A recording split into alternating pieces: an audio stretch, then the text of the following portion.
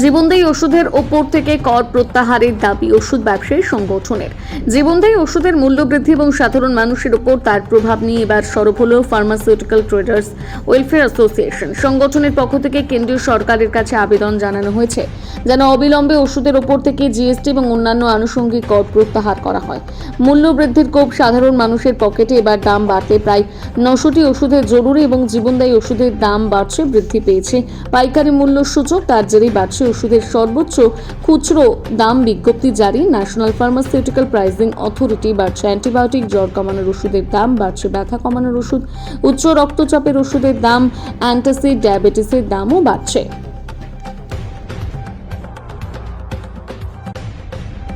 দেখুন, আমরা pharmaceutical traders welfare অ্যাসোসিয়েশনের পক্ষ থেকে এবং অল ইন্ডিয়া পক্ষ থেকে আমরা বারবার কেন্দ্রীয় সরকারের কাছে অ্যাপিল করেছি, মিটিংয়ে বসেছি। ওনারা সব কথা শোনেন, তারপরে রেজাল্টের সময় ওনাদের মন মতন করেই করে। আমরা বারবার যেটা বলেছি যে জীবনদায়ী ওষুধের থেকে আপনারা জিএসটিটাকে উইথড্র করুন। অনেক ট্যাক্স আছে, সেগুলোকে উইথড্র করুন, তাহলে সাধারণ মানুষ সহ যারা ভারতের আমজনতা আছে তারা সুরাহা পায়। আমরা দেখেছি বিভিন্ন ক্ষেত্রে বড় বড় ব্যবসাদাররা সহ অন্যান্য লোকেরা ব্যাংকের টাকা নিয়ে গিয়ে সেগুলো রিটার্ন করে না, তারপর তাদেরকে মুকুব করে দেওয়া হয়। এটা আমরা প্রায় সকলেই জানি, সেটা লক্ষ লক্ষ হাজার কোটি টাকা।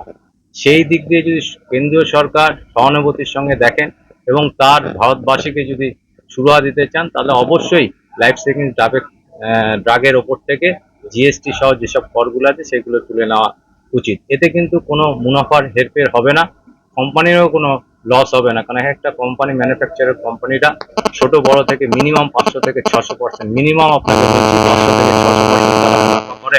তাদের অবশ্যই খরচা আছে, কিন্তু সেই মুনাফাটাও কিন্তু কম নয়। সেখান থেকে যদি আপনার 5% কোনো প্রোডাক্টে হয়তো বড় পার্সেন্ট আছে, সেইগুলোকে যদি আপনি তুলে নেন, তাহলে আমজনতা সুস্থভাবে জীবন করতে পারে এবং চিকিৎসা জগৎটা অনেক সুস্থভাবে পরিচালিত করতে পারে। এটাই আমাদের আবেদন ছিল। দেখুন, হোলসেল ইন্ডেক্সে 0.65% এবছরে গত দুদিন আগে যে নোটিফিকেশন সেটা, কিন্তু কোভিডের সময় 2023 সালে 22-23 সালে সেটা 12% হোলসেল ইন্ডেক্সে ছিল। হোলসেল ইন্ডেক্স এবং রিটেল প্রাইসের মধ্যে ফারাকটা কিন্তু অনেক পার্সেন্টেজ। আপনারা ওষুধ দেখবেন 2 বছর আগে যে ওষুধটা কিনেছেন, এখন সেই ওষুধটার যে প্রাইস সেখানে প্রায় 60-70%-এর ডিফারেন্স এসে গেছে। আপনারা নিজেরাই জানবেন, বা আমরা যারা ওষুধ কিনে খেতে হয়, প্রত্যেকেই ঘরে খেতে হয়, তারা কিন্তু এটা জানবেন। আমার নাম শঙ্কর শাহ, আমি ফার্মাসিউটিক্যাল ট্রেডার্স ওয়েলফেয়ার অ্যাসোসিয়েশনের অর্গানাইজ সেক্রেটারি স্টেটে।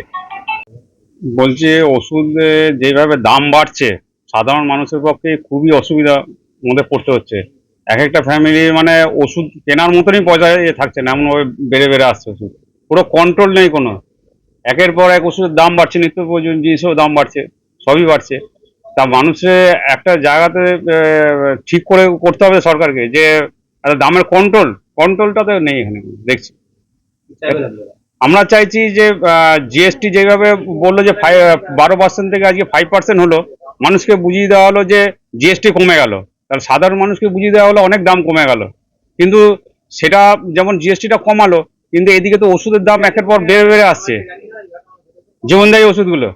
তাহলে এই ক্ষেত্রে তো মানুষের পক্ষে অসুবিধা হচ্ছে। এটা তো জিনিসটাকে উল্টো করে দেওয়া হলো, বুঝিয়ে দেওয়া হলো জিএসটি কমে গেল, দাম কমে গেল। জিএসটি মানে দামটা কমে গেল, ওষুধের দাম তো কমলো না, বেড়ে বেড়ে আসছে। এক একটা প্রিন্টের বেড়ে বেড়ে আসছে। আমার নাম যিশু বণিক।